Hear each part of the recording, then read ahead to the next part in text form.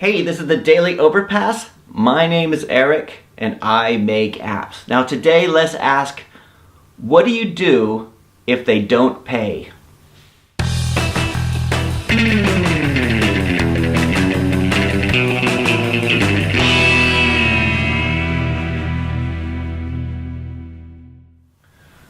Okay, I want to ask you something, just, person to person. Do I seem more stressed to you lately? Right? Like in the last few days, do I seem more stressed than I normally am? Because let me tell you what, I have been, right? So I want to tell you something that is not a complaint, but it's just to let you know how things go sometimes when you're trying to run your own show, when you're trying to run your own business. Sometimes you get invoices that get paid late, like sometimes weeks late, sometimes months late, right? And it's usually, for me, it's always been, every time I've had a late payment, it's not been with individuals or single people, it's been with companies with big finance departments and bureaucracy. So sometimes this happens, right? So I've been a bit stressed lately because I have two really big invoices that are overdue by, actually it's not too bad, it's just like a week or a couple weeks. Right, but every time something like an invoice goes overdue, it's always like you start to stress about the fact that what if it doesn't get paid at all, right? And I've had this happen several times in the past, and every single time I stress out about it like this, but it ends up paid and everything's fine. And I kind of, I have faith that they're going to get paid this time, but you never know, right? And so I've been stressing about it a little bit lately, thinking, all the stuff that's, it's the end of year taxes coming up.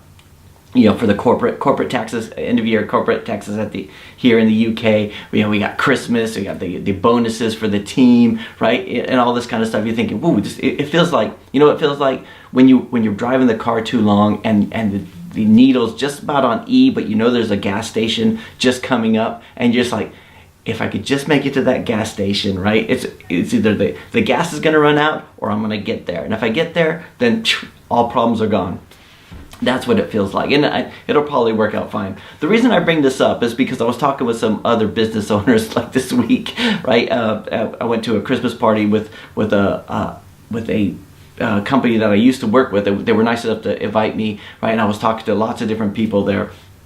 And it seemed to be, every time I would ask about this, everybody had like better stories than I did. They were talking about, oh, Eric, that's not the half of it. We had this, client that paid like 3 months late, right? And we kept chasing them, and we didn't think we're going to make payroll and all this kind of stuff. When you talk to business owners, you have so many, like, the train was about to hit to go off the bridge, and then at the last minute it swerved and it was saved and everything like that.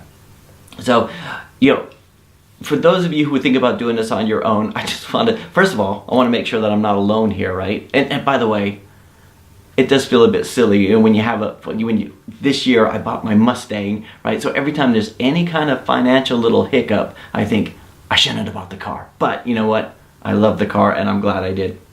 Right? So my question to you guys, this is more for business owners out there, is how many times have you been in this kind of situation? First of all, have you ever had a situation where a client didn't pay at all?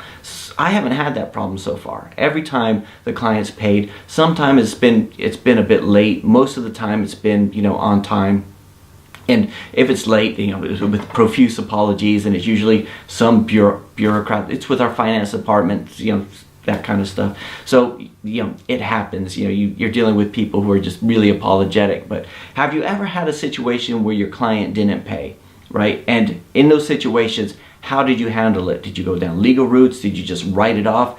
And how often does that kind of thing happen? I know a lot of people who are looking to get into client work and looking to do their own business. That's one of the big fears they have. What if I do all this work and they don't pay me? And it's a fear that I have too. It's one of the reasons why we do upfront payments when we do project work. But, so anyway, so let me know if you've ever had a situation like that, and if you have a really good, the train nearly went off the tracks story. I'd love to hear that too.